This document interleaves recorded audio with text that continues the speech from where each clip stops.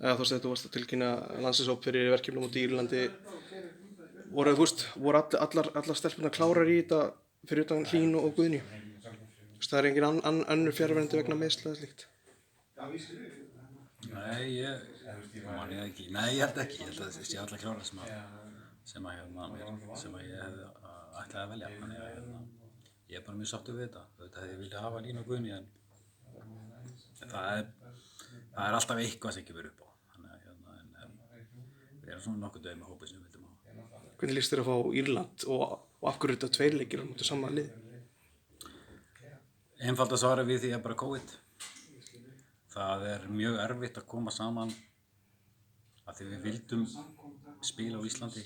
Það var okkar svona draumur, okkar svona stefna allan tíman. Og við reyndum það alveg fram í lengstu lög að ná því í gegn. Og það var ýmislegt í gangi, en aðalvandamáli voru dagsetningar á milli þegar Sessi gat komið þennan en vildi ekki spila hinn, og þannig að við ætlum að spila við 2 þjóðir. Það var alltaf planið. En svo bara var það mikið vesen, þannig að á endanum náðum við saman við Íra það að þær myndi spila 2 leiki. Þannig að það var bara góð lending þannig séð á málunum. COVID hefur ansi mikil áhrif á ferðalög og hvað þessi kemst ekki þangað og hitt, og þannig að þetta var góð lending fyrir okkur og ég er bara mjög sátt við það. Er þetta lið sem bara svipað á Íslandi á styrkleika? Við erum náttúrulega eitthvað hærra, en þetta er samt alveg gott lið. Þetta er lið sem að Þýskaland vinnur held ég 3-1 í síðasta leik í riðlinum fyrir EM, og Úkraínan er að merja á heimavelli í svona nokkurn veginn úrslitaleik í riðlinum annarsendi, merja 1-0 í alveg hörkuleik, og þannig að þetta er lið sem er bara sterkt lið og verður aðstæður og skemmtilegur aðstæður fyrir lið. Eldri leikmenn eins og Sif Atladóttir og Guðbjörg eru byrjað að spila aftur eftir barspuð úti. Hvernig er svona staðan á þeim?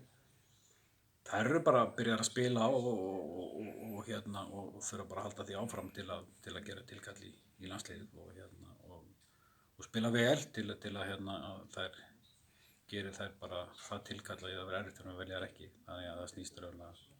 Ég lít alltaf á svolítið, þetta er höndur leikmann oft á tíðum að komast inn í landsliðið, og þó að þær séu búin að eiga mjög farsalan og flottan feril með íslensku landsliðinu, þá er þetta ekkert allt saman sjálfgefið, en klárlega eru þeir leikmenn sem ég horfi til og ég fylgist náðu með. Þú getur valið núna Ingibjörgu, Dagný verður með og Svavar Óskir inn í hópinn líka. Er þetta leikmenn sem að styrkja hópinn mikið?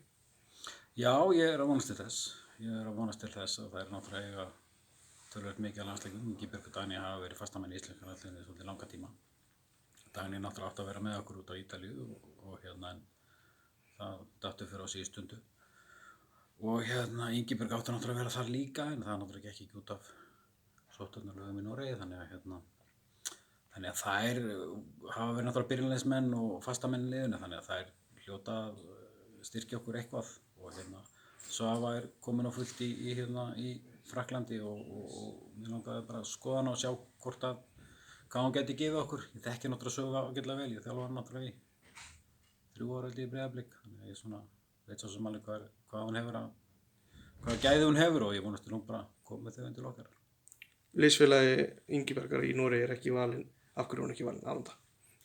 Ég bara taldi það ekki rétt í tímabótinu, ég taldi hana bara ekki klárið það. Af hverju er hún ekki valinn í U19? Ástæðan fyrir því er að, ef ég skildi rétt, að hún þarf að fara í 5 daga sóttkví kemur til landsins, af því að 19 ára lið er ekki í búblu, og þannig að þegar hún er búin í sóttkví þá er landsliðsverkefninu lokið. En ertu í sambandi við hana? Ég hef rætt við hana, ég rætti við hana í vetur, en ég hef ekki rætt við hana núna síðastliðinn mánuð, og þannig að ég mun klárlega bara fylgjast með henni, og ég er búinn að gera það núna, sjá þessa leiki sem við erum að spila, hún og Ingibjörg, og fylgjast náðu með henni, og hún er á góðri leið. Við erum að tekja tölur framfyrir frá því að var að spila í Danmörku, þannig að ég fylgist bara með henni og vonandi bara, hún er náttúrulega leikmaður framtíðarinnar, og maður þarf náttúrulega að ákveða hvenær maður ætlar að velja leikmann og hvenær ekki, og maður þarf bara að standa að falla með þeim ákvörðunum sem maður tekur. Einmitt þú talar hvenær þú velur leikmann en það náttúrulega í stöðunni þannig að Noregur getur í rauninni, hún getur valið að spila fyrir bæði Noreg og Ísland núna í 19. Noreg. Hefur að hafa áhyggjur af því hún velji Noreg? Þetta er ekki þægileg staða þannig að vera í, en þetta myndi velja Ísland, en það í sjálfu sér ekkert endilega komið að þeim tímapunkti núna. Það er náttúrulega að spila keppni með norska A-landsliðinu til að vera útilokuð fyrir okkur. Þannig að ég svo sem hef ekkert rætt við hann á þessu nótum, en klárlega bara fylgjast með. Svona, hefði það verið hvað ófaglegt af þér ef þú hefur bara valið hann og sett hann inn á í eina mynd og spila hann og tryggtir hana? Það hefði ekki skipt máli núna í dag, sko. Ég hef getað valið hann og sett hann inn á, en ég hef ekki tryggt mér með þessu leikjum.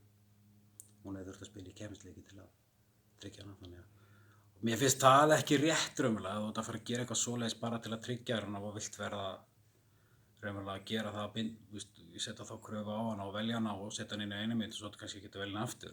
Þannig að mér veist ég þurfa bara að gera þetta, velja liðið faglega og eftir minni bestu vitund, ekki verið einhverju svona leik sem að bindur þá hennar landsliðsferil.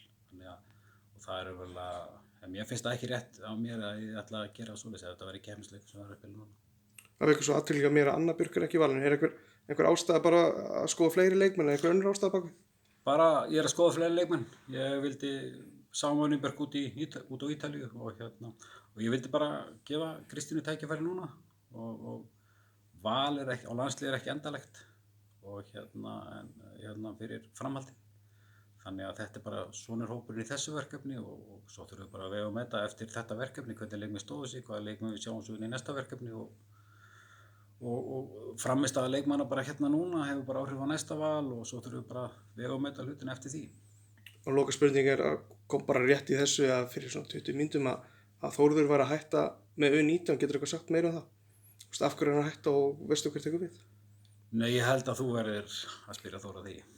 Takk fyrir þetta. Takk.